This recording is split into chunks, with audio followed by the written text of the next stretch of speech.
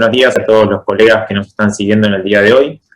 Vamos a conversar sobre algunos aspectos destacados del régimen simplificado de ingresos brutos en la provincia de Buenos Aires y lo que es la moratoria fiscal de esta provincia.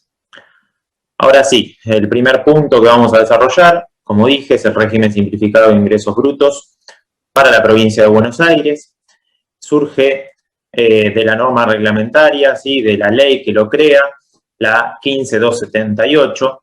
Esta ley lo que hace es incorporar un nuevo capítulo al Código Fiscal de la provincia de Buenos Aires, con lo cual de ahí vamos a tener el fundamento normativo. También destacamos que por el momento no contamos con la reglamentación, por lo que tendremos que esperar para ver algunos detalles que quedan aún inconclusos respecto del funcionamiento de este régimen. Entonces, ¿a quién va a alcanzar esta forma simplificada de ingresar el impuesto a los ingresos brutos de la provincia de Buenos Aires? Aquellos contribuyentes que se consideren pequeños contribuyentes locales en esta jurisdicción. ¿Quiénes van a abonar entonces el tributo? Ya no teniendo que presentar una declaración jurada y pagando un anticipo mensual, sino que directamente ingresarán una cuota fija mensual. Quedan excluidos, ¿sí?, de esta forma de tributar el impuesto a los ingresos brutos aquellos contribuyentes que tienen que ingresar su obligación a través del régimen de convenio multilateral. Por último, también muy importante, y creo que más de uno de los contribuyentes de la provincia de Buenos Aires sufre el tema de los excesos de saldos a favor. Bueno, se prevé que ARBA tendrá que reglamentar la forma de eximir a estos pequeños contribuyentes de lo que es los regímenes de retención y de percepción vinculados con ingresos brutos.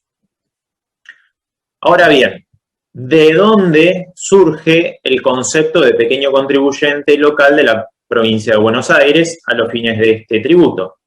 La norma prevé que se entenderá como pequeño contribuyente aquel que cumple con las condiciones del artículo 2 de la ley 24977, que no es ni más ni menos que el régimen simplificado para pequeños contribuyentes del ámbito nacional. Con lo cual hay una estrecha relación en permanecer en el régimen, vamos a ver más adelante, simplificado nacional, para poder estar en el régimen simplificado de la provincia de Buenos Aires. La categorización en las categorías que van de la A a la K y establecerán la cuota fija que ingresarán los sujetos del régimen simplificado de la provincia de Buenos Aires es exactamente la misma a la que tengan para el monotributo nacional.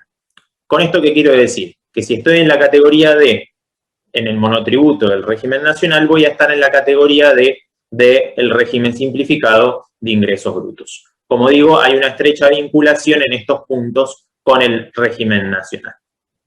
Como dije, reitero, se abonará una cuota fija mensual que reemplazará al anticipo mensual que todos nosotros conocemos. Algo también que es importante es que si pierdo, ¿sí?, tengo que estar cumpliendo y manteniendo mi categorización en el régimen simplificado nacional para no quedar excluido del régimen simplificado de la provincia de Buenos Aires. Con lo cual, si, como vamos a ver en las exclusiones, si por algún motivo quedo excluido en el ámbito nacional, tendré entonces que quedar excluido en el ámbito provincial.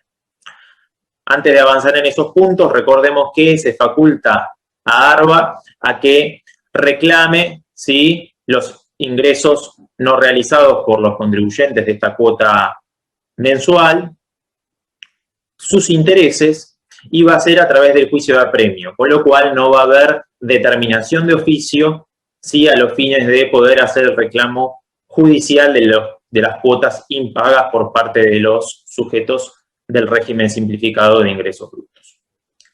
Como decía, va de la mano también la exclusión nacional respecto de la exclusión en la provincia. Es por eso que se faculta a ARBA la forma en que se va a instrumentar esta exclusión. Porque acá también tenemos que tener en consideración que puedo quedar excluido en el monotributo nacional, puedo interponer un recurso, ¿sí?, respecto de esa exclusión nacional, pero lamentablemente, en principio, vamos a ver qué dice la reglamentación, voy a quedar excluido del ámbito provincial independientemente de que esté discutiendo en el régimen simplificado nacional esa exclusión.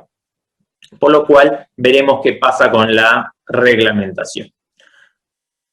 Ya sea la renuncia o la exclusión en el régimen simplificado nacional, implicará que desde los periodos en los cuales surge efecto esta exclusión o renuncia, el contribuyente directo de la provincia de Buenos Aires tenga que cumplir con el impuesto a los ingresos brutos a través de la presentación de la declaración jurada y todas las normas que nosotros ya conocemos. Por otra parte, se faculta a ARBA para que cuando constate, sí, por cualquier medio electrónico, información de terceros, etcétera, que el sujeto adherido al régimen simplificado tendría que ser excluido del mismo, en función a las normas nacionales, va a excluirlo, no tiene facultades para excluirlo de las normas nacionales, pero sí lo podrá excluir del régimen simplificado de ingresos brutos y hacer los reclamos correspondientes de la fecha en que se perfeccionó esa exclusión. Por otra parte, se va a poner a disposición los motivos, ¿sí?, para que el contribuyente de ingresos brutos pueda, en su caso, defenderse en el ámbito provincial, para lo cual tendrá que interponer un recurso previsto en el artículo 142 del Código Fiscal, que es un recurso ante el director general, el recurso residual que tiene el Código Fiscal de la provincia. Asimismo, insisto con este tema, falta la reglamentación, ARBA queda facultada así para intimar a aquellos contribuyentes que se encuentren mal categorizados en el ámbito nacional y como consecuencia de eso tenga una categoría errónea, ¿sí?, en lo que es el pago del régimen simplificado de ingresos brutos. Algo que también resulta importante destacar es que se faculta a la Administración Tributaria Provincial a que algunos contribuyentes, bajo determinadas pautas, ingresen una cuota igual a 0, ¿sí? Hoy tenemos en la ley 15.278, que ya vamos a ver, el importe fijo para cada categoría, pero se faculta a la ARBA para que algunos contribuyentes paguen 0. Veremos a qué sujetos engloba en esta categoría de contribuyentes. Como dije, las normas reglamentarias las tendrá que dictar esta administración. Y por otra parte, hay que recordar que con el tema de lo que es los convenios entre la provincia y las municipalidades, ¿sí?, ARBA queda facultada para celebrar convenios de tal manera que, junto con el monotributo, podríamos decir, el régimen simplificado provincial, se incorpore y se transforme en una especie de un solo importe abonado por mes respecto de cualquier otro tributo que recauden las municipalidades. Es decir, podría cualquier municipalidad celebrar convenio para que junto con abonando ese mismo día y con la misma forma de pago la cuota de ingresos brutos, se abone el impuesto, la tasa por inspección de seguridad e higiene, por ejemplo. Así que eso quedará entonces por ver en el transcurrir de los próximos meses. Entonces, como decía, respecto del periodo fiscal 2021, la ley establece cuál es el importe a ingresar. Este importe a ingresar, ¿sí?, luego lo va a definir la ley impositiva anual. Pero está atado íntimamente con lo que es el periodo fiscal que quedó del año 2020 para lo que es el régimen simplificado nacional. ¿Esto qué quiere decir? Que cuando se modifique la actual escala y los valores del monotributo nacional, que es lo que conversamos en la edición anterior del ciclo, en alrededor del 35%, automáticamente se tendrán que actualizar estos valores fijados por la ley provincial. Con lo cual, los importes que vemos en pantalla podemos decir que son prácticamente inaplicables hoy porque todavía no está funcionando el sistema del régimen simplificado de la provincia de Buenos Aires porque no está operativo, no está reglamentado y esperemos que en breve la Nación reglamente y tengamos la nueva tabla de escalas y valores para el monotributo nacional, con lo cual prácticamente más que una base de actualización no van a ser estos importes que tenemos en pantalla. Que como digo van por la categoría A hasta la K, de 169 pesos a 8.697 pesos. Algo que también es importante destacar, no se hace una división entre sujetos que presten servicio y sujetos que realicen ventas de cosas muebles, sino que es el mismo importe, ¿sí? Desde la categoría A a la H. Recuerden que coexisten en el monotributo nacional estas actividades. Aquí no se discriminan los importes en función a esas actividades desarrolladas, es un único importe para todas las categorías. Para cada categoría, para las mismas distintas actividades, perdón. Y ahora bien, se me ocurrió ver aproximadamente cuál es la tasa, ¿sí?, de impuesto a los ingresos brutos que estaría pagando cada sujeto si estuviera en la máxima categoría, respecto de la facturación, ¿sí? La categoría A tiene una facturación máxima de 208.000 pesos anual. Si eso lo dividimos por 12, tendríamos una facturación máxima de alrededor de 17.400 pesos. Y si esos 169 pesos lo dividimos sobre esta base imponible ficticia, por llamarlo de alguna manera, tenemos una tasa de imposición de ingresos brutos de menos del 1%. Así lo fui elaborando para cada una de las categorías y nos encontramos que en la categoría H, ¿sí?, la tasa es del 3,5%, y aquí podemos encontrar algunos pequeños beneficios, por ejemplo, para los contadores que están inscritos en la provincia de Buenos Aires. Aquellos hoy, según la ley impositiva anual, tienen que pagar el 3,5% cuando sus ingresos en el año anterior llegan o son inferiores a 975.000 pesos. Con lo cual, acá vemos que eventualmente estarían beneficiándose, ya que si están por debajo de estos 975.000 pesos, pagan menos, y si lo superan, hasta el 1.700.000, que es la categoría que podrían estar inscritos en el monotributo nacional, recién ahí pagarían el 3,5%, cuando por el régimen general estarían pagando el 4%. En similares características nos encontramos con lo que es la actividad vinculada a venta de cosas muebles, ¿sí? Aquí tenemos entonces la simplificación, que está atada exclusivamente a la categoría del monotributo nacional. Tengo que ver si permanezco o no permanezco en el régimen nacional para ver si luego permaneceré en el régimen de la provincia. Y algo que también me interesa conversar y poner en relieve es que no es optativo este régimen del simplificado de ingresos brutos, sino que por el solo hecho de estar adherido al régimen simplificado nacional tendré que dar cumplimiento a mis obligaciones de ingresos brutos bajo este parámetro. Con respecto a la vigencia, ¿sí?, la norma, ya que es la ley 15.278, ya entró en vigencia porque era a los 8 días de su publicación en el boletín oficial, pero supeditó la implementación y puesta en práctica a la fecha que defina el organismo fiscal respecto de lo que establezca la reglamentación y adecuación de sus sistemas informáticos, ¿sí? Con lo cual tendremos que, como dije al principio, esperar y que transcurran unos días, semanas, para ver cuándo podremos trabajar con este tema. Ahora sí, ya cambiando a lo que es el régimen de regularización de deudas impositivas en la provincia de Buenos Aires, se publicó la ley 15.279, que tiene dos títulos. El título primero, que es el que vamos a charlar nosotros hoy, que está vinculado con cuestiones de naturaleza tributaria, y el título segundo, que se vincula con las infracciones laborales y en materias de seguridad e higiene, que no lo vamos a tocar en el día de la fecha. Respecto a la reglamentación, la resolución normativa 11 del 2021 viene a reglamentar lo que es el capítulo 2 y el capítulo 3 de esta ley, que está vinculado con los regímenes de recaudación, ¿sí?, la regularización por parte de agentes de recaudación de ingresos brutos y de sellos. ¿Qué deudas vamos a poder regularizar? Con relación a su capítulo primero, se vincula con deudas de impuesto inmobiliario, ¿sí? Ya sea el básico o el complementario, y deudas como contribuyente directo de automotores, ya sea por rodados o embarcaciones deportivas y de recreación.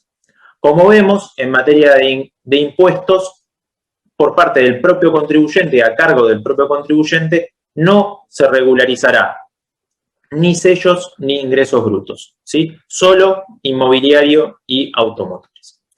El capítulo 2 y 3 se vincula, como les decía, con los agentes de recaudación que omitieron actuar como tales o que, habiendo actuado como tales, ingresaron fuera de término las retenciones o directamente no las ingresaron, ya sea en el impuesto de los ingresos brutos y en el impuesto de sellos. Y también el capítulo 4, resulta de interés, falta la reglamentación, es que se establece en la ley, en su capítulo 4, como decía, la rehabilitación de planes de facilidades caducos. Esto significa que renacen esos planes a pedido del contribuyente con las mismas condiciones que tenían conforme a las normas originales que le dieron origen.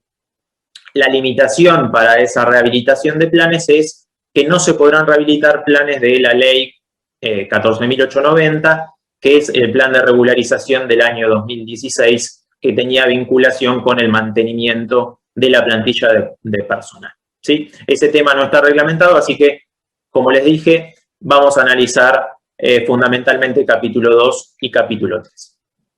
Entonces, ¿qué obligaciones comprende, conforme lo establece la ley y la reglamentación? Aquellas derivadas de retenciones o percepciones no efectuadas, ¿sí?, que devengan de obligaciones que se devengaron hasta el 31 de diciembre del 2020. No se refiere a un periodo fiscal concreto, sino el tope es hasta el 31 de diciembre de 2020, que estén en instancia prejudicial, ¿sí?, en proceso de fiscalización, de discusión administrativa o inclusive en instancia judicial. También se van a poder regularizar planes de facilidades caducos, ¿sí?, cuya caducidad haya operado hasta el 31 de diciembre del 2020, y se podrán incluir en la regularización intereses, recargos y multas.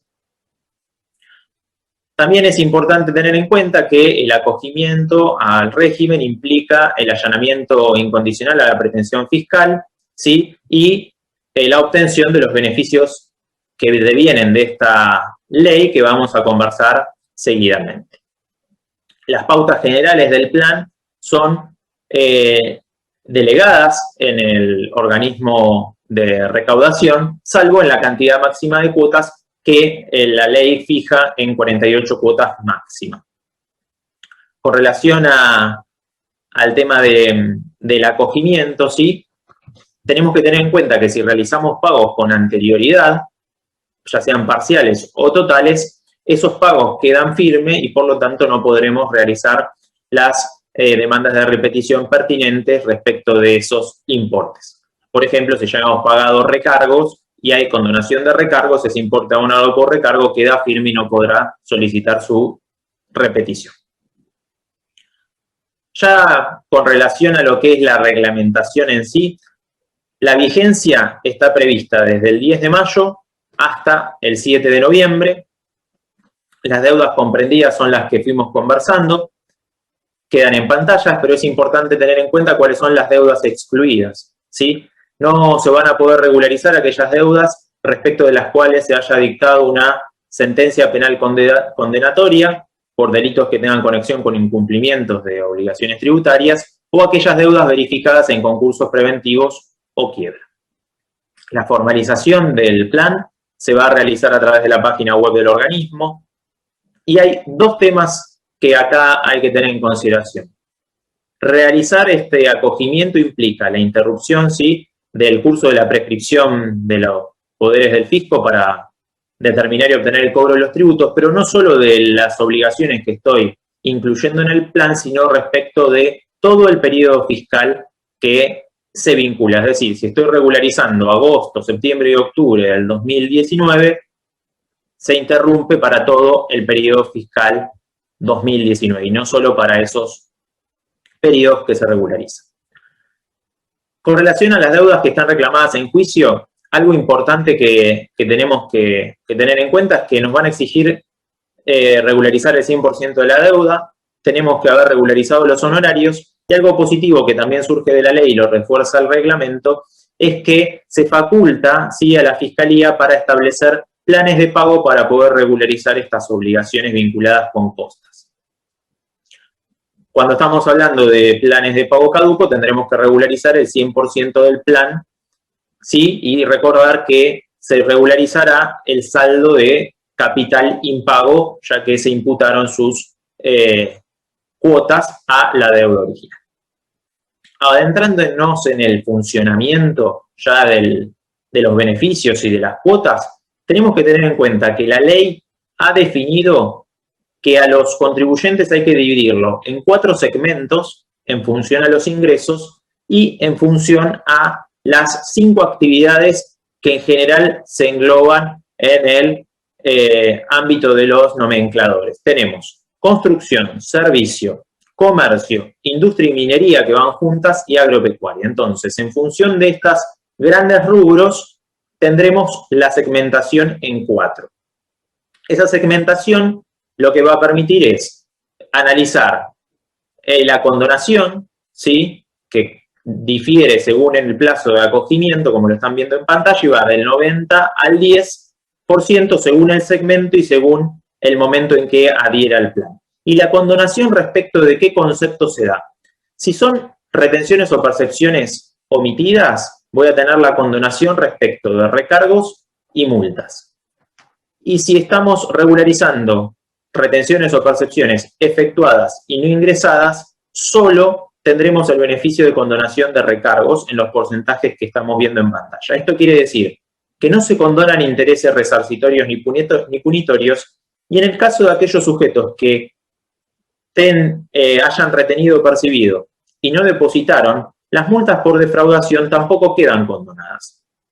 Con lo cual, los beneficios, como vemos, no son en el 100% de los conocidos habitualmente en las moratorias. Son fundamentalmente en recargos y multas solo para el caso de retenciones, percepciones no efectuadas. Tampoco hay ningún tipo de beneficio en materia penal, ¿sí?, como conocemos que pasa habitualmente en el ámbito nacional.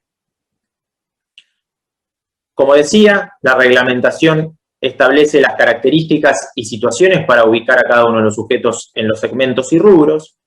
Asimismo, en función a esos segmentos, será la cantidad de cuotas, los anticipos y los intereses, ya sea si estamos frente a omisión de actuar como agente o habiendo actuado ingresado fuera de término. En pantalla entonces queda este dato, por cuestiones de tiempo, lo podrán refrescar y surge de la norma. Por otra parte, recordemos que las características básicas del plan son las siguientes. La cuota mínima será de 2.000 pesos. Si regularizamos de contado, tendremos que pagar dentro de los 15 días ese importe de contado. Si tenemos un anticipo y cuotas, ese anticipo tendrá que ingresarse dentro de los 5 días corridos de la formalización, y la cuota siguiente será el día 10 de cada mes y así sucesivamente, ¿sí? Si por algún motivo se vence la cuota, podemos rehabilitarla y tendremos que pagar los intereses punitorios y, en el caso que corresponda, también los punitorios y resarcitorios. Para ir finalizando, el tema de la caducidad: va a caducar el plan cuando tengamos 2 cuotas impagas consecutivas o alternadas al vencimiento de la cuota siguiente, ¿sí?, o cuando se mantenga adeudada una cuota a los 90 días corridos de la última cuota del plan, ¿sí?, o en el caso de el mantenimiento del pago contado o del anticipo de los 90 días posteriores a su vencimiento. Para finalizar, y aquí con esto ya concluir, es importante que destaquemos cómo vamos a lograr el levantamiento de las medidas cautelares. Tengo que reconocer el total de la pretensión fiscal y para lograr el levantamiento de las medidas cautelares tendré que haber regularizado el 25% de la deuda original sin considerar los intereses por el pago fuera de término en hasta un 25%, perdón, como mínimo, si estamos hablando de omisión, y un 30% en el caso de aquellos sujetos que han retenido o percibido y no ingresado. Así que bueno, les sugiero que luego repasen con más detenimiento el material y cualquier inconveniente los espero o consulta en la etapa de las preguntas. Muchas gracias.